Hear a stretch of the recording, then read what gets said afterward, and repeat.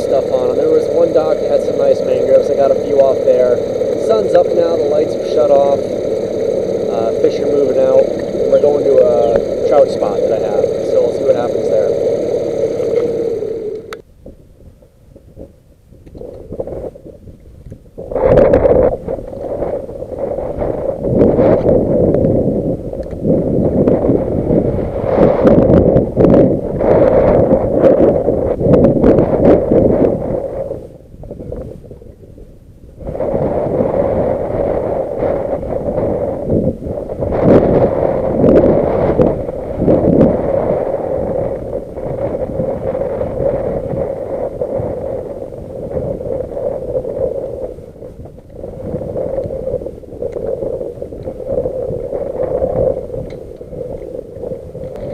Choppy out here.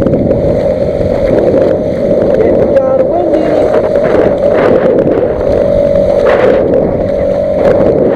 I go around and get on the other side of this causeway here. Like I said, Dr. Nathan's good stuff sitting in the lights. Got here early. Got some decent snapper.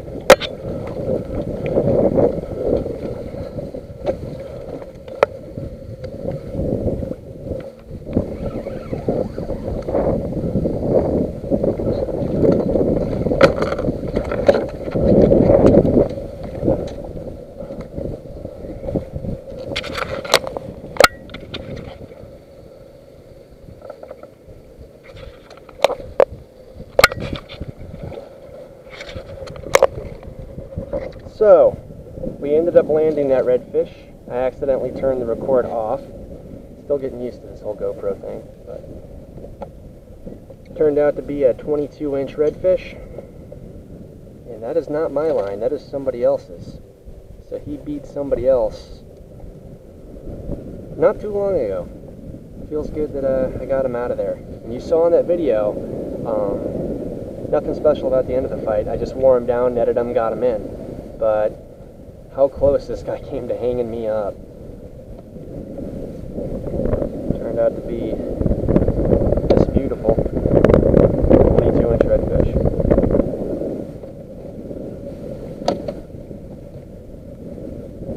Got a few snapper early this morning. He's howling pretty good out here. Don't know how much longer I'm gonna stick it out. Debating on going out there and trying to get a couple trout, but it would all be for sport for the most part. I got a red, I got a few snapper. I'm good on food. But yeah, probably gonna call it soon. Not a bad little morning. So we are back. It's another fisherman launching here as I got back I think about fishing days and fishing places like Port DeSoto. Holy crap, there's other people around, but I had a bunch of pinfish left over. It was nice to help him out. So good luck to him. And considering I haven't fished in the day in a while, not a bad little haul for being out here for a couple hours this morning. Nice redfish snapper. It's nice to actually see some sunlight. Good little day.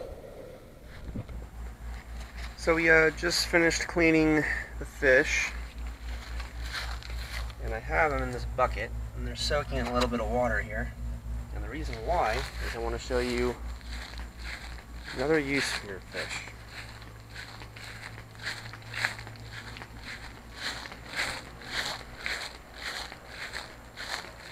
You soak them in water like that and make a fish emulsion.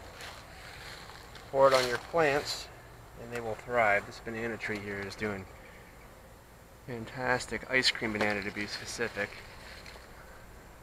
But been fertilizing it with fresh fish as much as possible. So don't just throw your carcasses away. If you got any kind of a garden, even herbs, soak them in water, get some of that emulsion, and just pour it on there.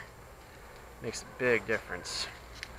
Okay, so as you can see here with the plantains, the way I slice them, one thing I want to point out is when you are doing this, cut them in half, then do that, because that'll give you something to hold on to actually peel it apart.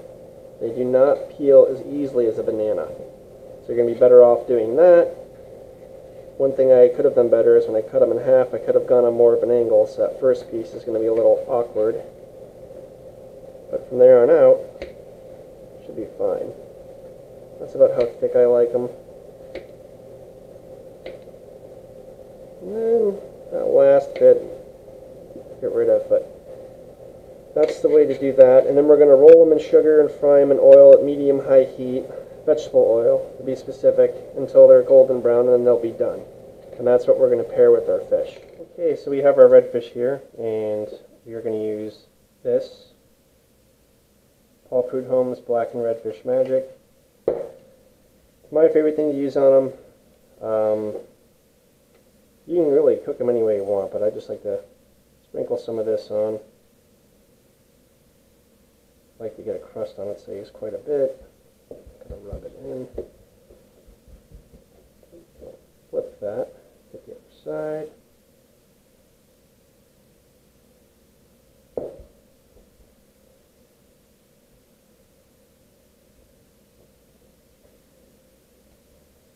Do the same with this one.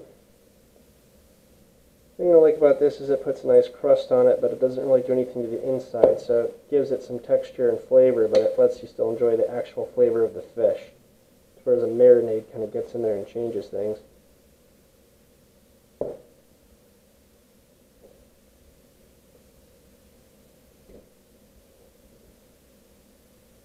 Okay, so those are about ready.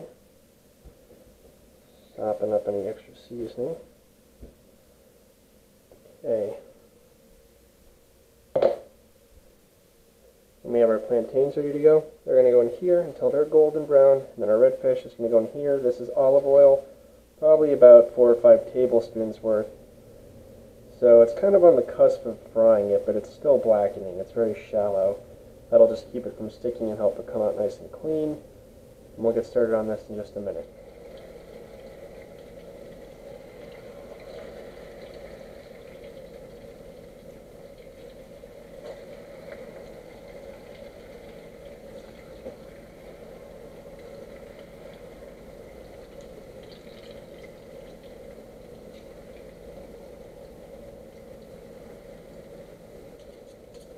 Okay, and you can see the plantains got quite a head start on the fish because they do take a little longer to cook. Plus I want the fish to be super hot and fresh. And also they need to air cool and drain a little. So let's get our first bit of fish on here.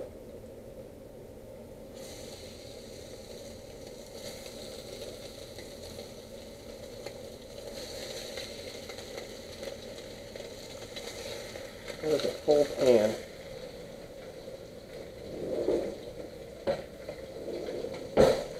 When blackening, always use a metal spatula. You gotta move around in the pan quite a bit, and that plastic will melt, and it's not fun.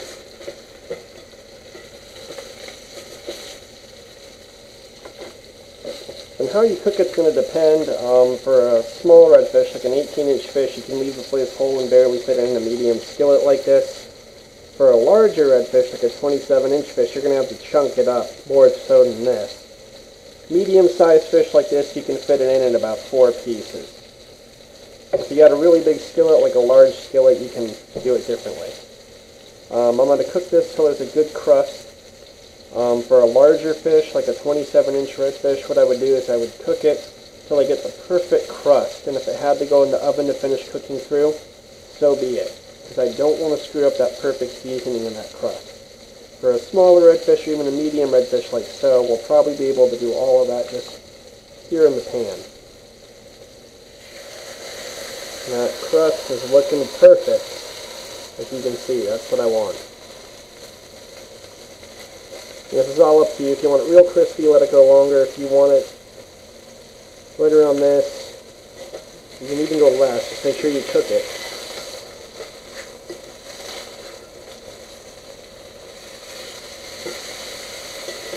Perfect.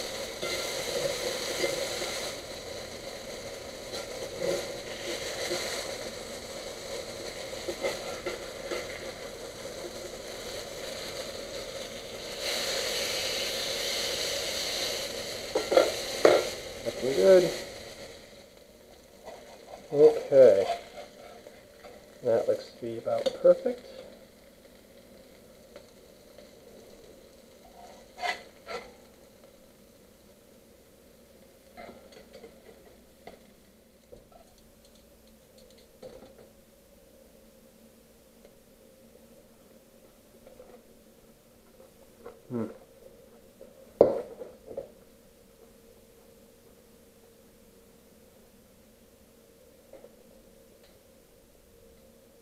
So now we have our blackened redfish and our deep fried plantains.